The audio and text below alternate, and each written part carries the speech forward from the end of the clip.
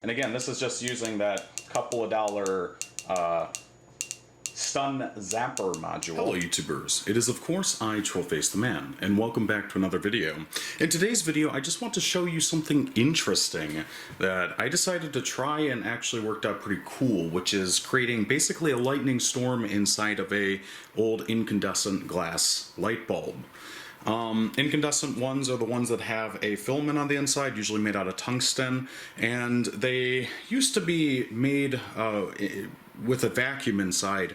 Now it seems that it's more likely to have some type of like neutral gas like krypton or argon or such, that I believe. Most commonly argon, if I'm not mistaken. So this is probably an argon filled bulb. What I have here is I have a stun GUN module.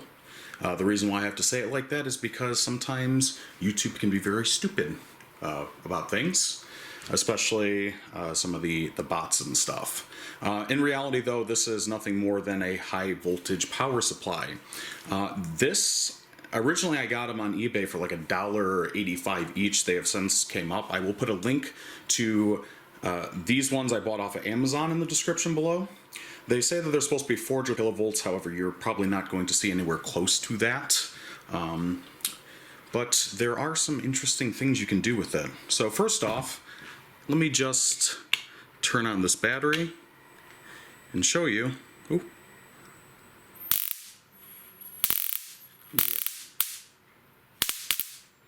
So these are just two AA batteries, so 3 volts we're putting into here. Normally it's just these two wires coming out. I have put on these connectors here, so that way I can easily plug it into various batteries and power supplies. Those connectors I made myself using a kit that I got off of Amazon. It's a tool. Super useful. I've actually used it a ton since originally buying it. Again, I will also link that. The type of, oh man, I forgot what the connector type is. I'll try and put it in the video if I can remember. But what I ended up doing is I extended this a little bit. I put a ferrule crimp connector on the ends here, and then I just took some extra wire and I wrapped it around the ferrule connector, and I kind of just shoved it in a tube to stop potential discharge between the two wires getting close, and also loss of charge through the air. The ferrule crimp connectors are really cool too. They're like these, and you use a tool like that over there, and you just go ahead and you crimp it, and it makes a nice connection that can be used for multiple different things. So I have these wires coming off. Here's the light bulb. I have it taped down to a board just to stop it from moving while I'm recording. And yeah, I'll show you it, and then we'll get a little bit more into the details of things. So as of right now, these are just two loose wire ends. If I shove one into the side of this bulb, which normally would be the neutral, see, it's hard getting it in there like that. It just wants to fray, which is why this ferrule connector is such a cool thing. I'm going to take the appropriate sized ferrule. This should be off. Yeah, you better test it. Okay, it's off. This ferrule connector, I just twist up this wire a little bit. I get the appropriate size ferrule, shove it in there. Then I use this tool right here and just put it on and crimp. Again, this will be linked in the description below. Now I have a nice connection for many different things. I do that on the other side too here. Again, this will make it easier to go ahead and work with. Okay, now I'm going to take this side that I just put that on, and I'm going to slide it up against the negative of this bulb. This would be the threads for the bulb on the side of it normally. So that's now on the negative of the bulb.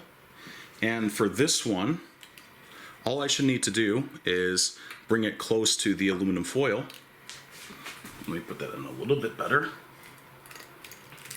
There we go. then all I should need to do is bring this other one close to the aluminum foil, and we should be able to get a discharge in here. This is high voltage. You need to be careful. There is a thing called the one-hand rule, which means that you should only handle stuff one hand at a time, never using both hands, because then you can cause a short potentially across your heart and, you know, injure or kill yourself. So be careful. If you're going to try this, I'm not responsible. You're doing it at your own risk, but again, try and do it safely. So if I turn on this power supply now, this should be live.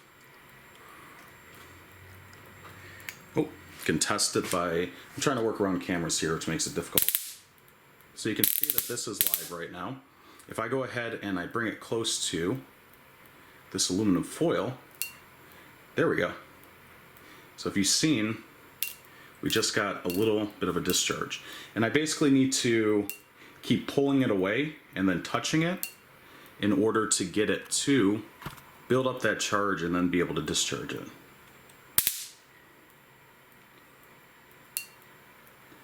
Now, I'm going to make this a lot more impressive here in a minute. This is just these AA batteries, and I think they're getting a little bit low. But essentially what we're doing is we're creating a spark gap inside of the light bulb. We're letting the charge build up and then suddenly discharge across the distance. Thing about this is that this does not work if you just touch it to the glass. You specifically need to use this foil to collect a charge and then discharge. It's probably very much acting like a capacitor with the inside filament to the outside foil acting like a plate. I could be wrong. I'm not, you know, the most versed in all of this, but that would be my personal theory. But yeah, this isn't doing a whole lot, and I think it's because these batteries are getting a little low on juice. So let's try something that can provide more current more stably. I have these EBL rechargeable batteries. I've been using them for a while and I'm fairly happy with them. I'm just going to pop that in here instead. Ooh, I can hear that. Let's take a look here. Oh yeah, oh, ooh, just a little bit more juice. What about now if we do this? You see that? Isn't that cool? There's actually a lot of spark now. It's just going ahead and it's jumping fairly large distances. And it's creating a nice sort of branching pattern. Now, theoretically, there's going to be a lot of charge escaping from this tip of this connection here. And that's actually why I have these bulb bases taped. It's to try and stop the charge from just kind of spreading out. But basically with this, if I just hold it here, it might discharge, it might just kind of create a little corona discharge on the filament. If I hold it at a distance though, it builds up charge and then it discharges, which gives those nice sort of flashes inside. So you definitely need the spark gap to get a regular consistent discharge. Theoretically though, I can make this a little bit safer to handle and potentially better the effect by reducing the amount of stray charge lost. I have a piece of tubing here that I heated up and then I shoved a ball bearing in the end. I can kind of just shove that in the tube like so. The ball bearing being a rounded surface should help reduce the amount of stray charge lost, and because I have this insulation here, it should make it a little bit safe for me to handle. So let's try this again.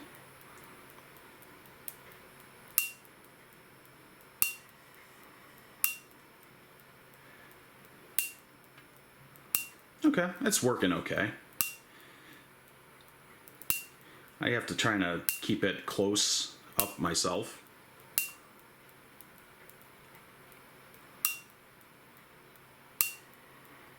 Getting some nice flashes. Camera only picks them up so often because they are so quick. But you know, this is just, you know, together these are like 2.4 volts. This thing can handle supposedly up to 6 volts. Well, my friends, I have an 18650 that is fully charged here. This is capable of delivering 4.2 volts and a lot of current. So what happens if I plug this in instead? This is where things start to get a little bit scary. Ooh, it is mad.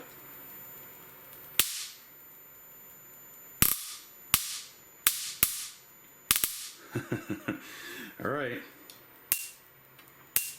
Yes, those are quite some snaps going on.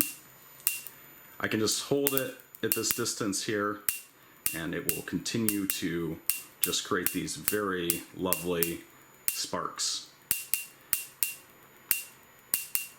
And again, if I put it on the glass, nothing happens. I need this sort of foil plate. You can let the charge build up, then move it close. Let the charge build up, move it close.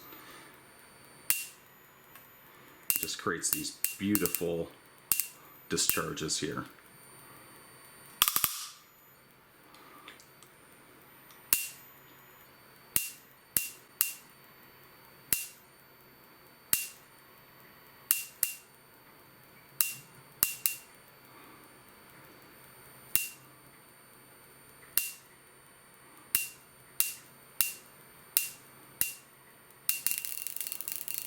If I put it close, it's enough power that it creates these like little just storms continually. Very faint though. I'll have to get some shots of that in the dark. But again, if I put a little gap here, I can get more defined sort of discharges.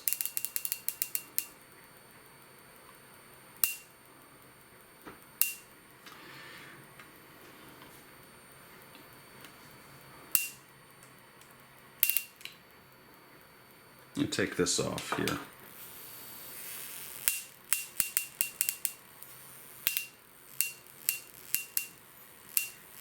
Seem to actually be losing a fair amount of charge because sometimes I was having it before. Ooh. Look at that.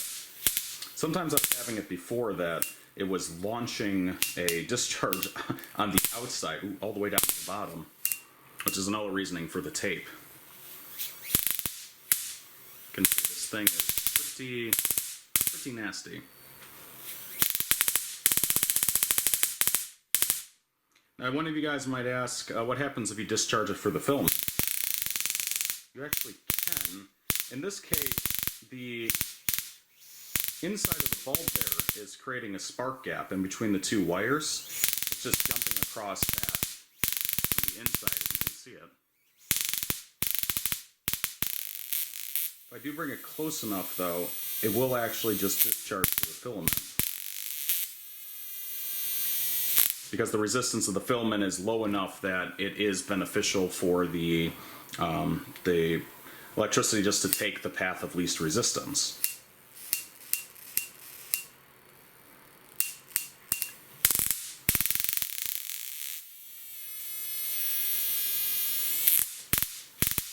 You can see it just goes right around that plastic I put down there, the tape.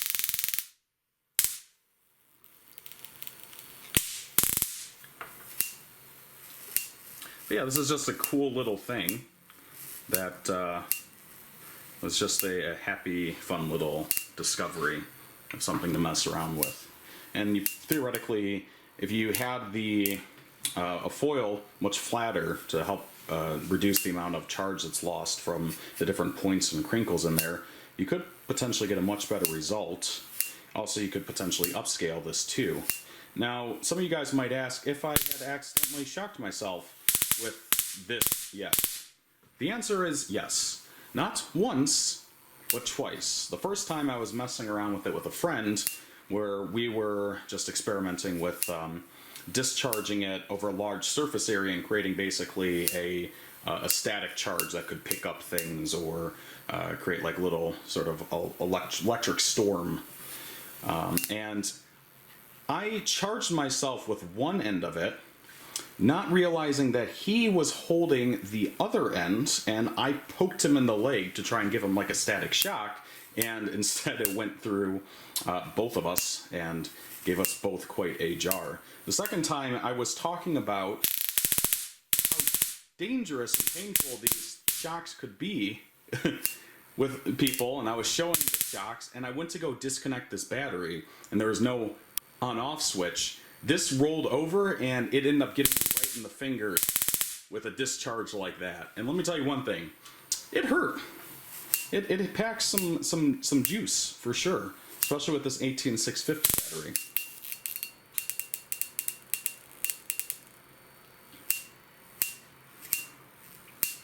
One thing that's kind of cool to mention is that,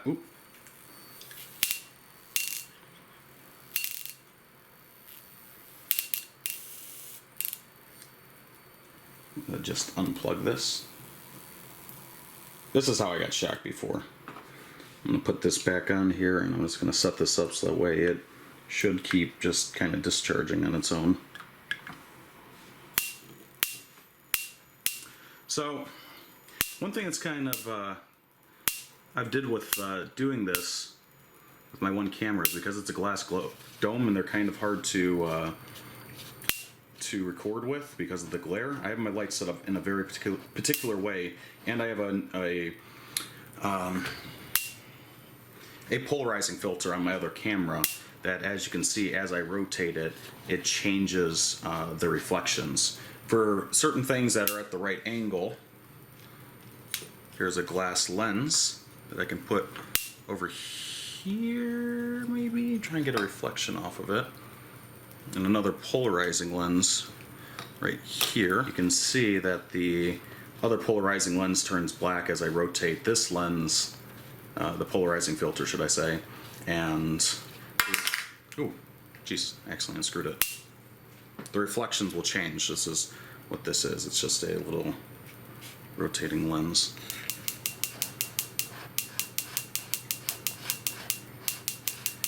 So if you see there's like a little streak of light on that lens over there, watch it just disappear.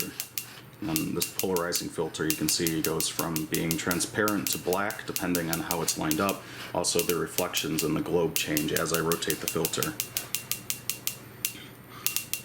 It works better with flat objects that are very planar because they are reflecting all the light back in one angle. When it comes to a globe, the light's coming back in multiple angles, which makes it much more difficult. So yeah, that's like a little just lightning storm. As you can see, I just have it sitting there so that way it's sparking a little bit, creating a spark gap. I'm gonna turn off the other lights and we'll try and get some shots of it when it's dark.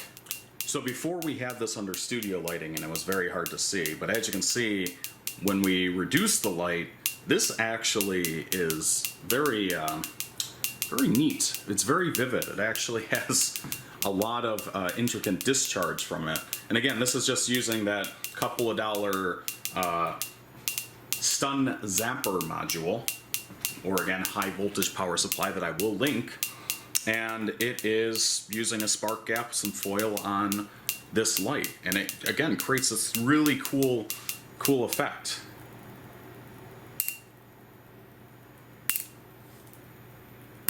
Look at that. Pulling it away, it lets the probably the module build up a little bit more of a charge, and then bringing it close, you really get a huge discharge. Then if you put it just right up touching it, you can see that we just get those little tiny sort of just weaker but more frequent discharges. It is cool.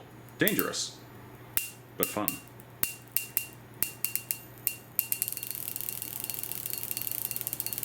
It's like a little lightning storm going on there. I can actually see a dull purple glow in the whole thing because there's just a whole bunch of very super thin lines of discharge going on. Try and see if I can get a little bit better example of that. That's why I had it fastened to the wood so that way it wouldn't move around so much.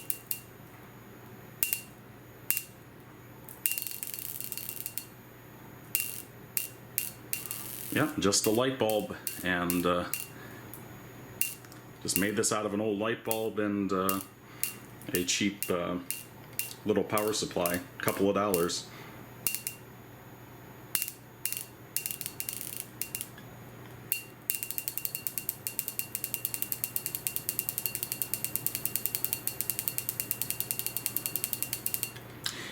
I'm going to switch this back out for the weaker nickel metal hydride batteries, because I'm going to try and see if I can't get just a bit of a corona discharge in there instead of it discharging constantly.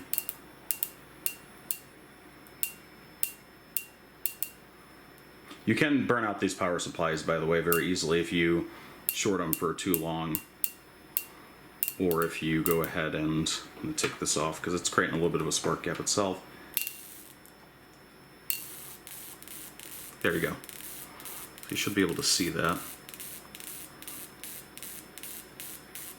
I'm afraid of touching my cameras while handling any of this stuff. Okay, the 18650 is hooked back up. I've since cut the bottom of the tape off from the light bulb, exposing what would normally be the live, so that way I can show you more directly it discharging through it. Again, this is actually going through the filament. If I hold it the right distance, though, it will instead make a spark gap in between those two filament leads. Like that. Right.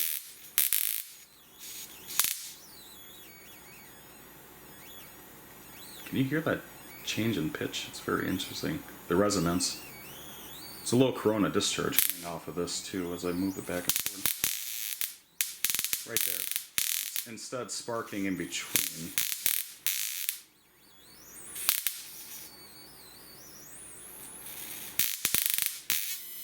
If I do hold it right up to here, again, it will actually just go through the filament instead.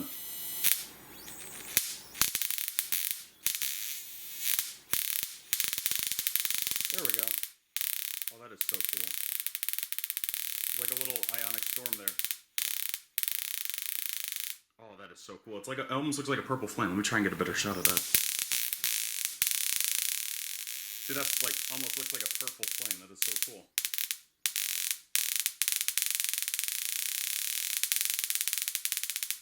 That is awesome. I love that.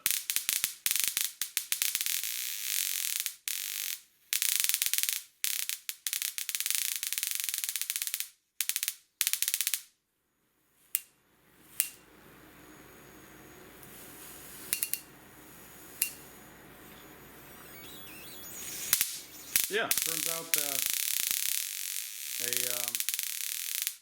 a stun zapper module, a light bulb, and some aluminum foil can give you lots and lots of entertainment. I know that I am very thoroughly entertained.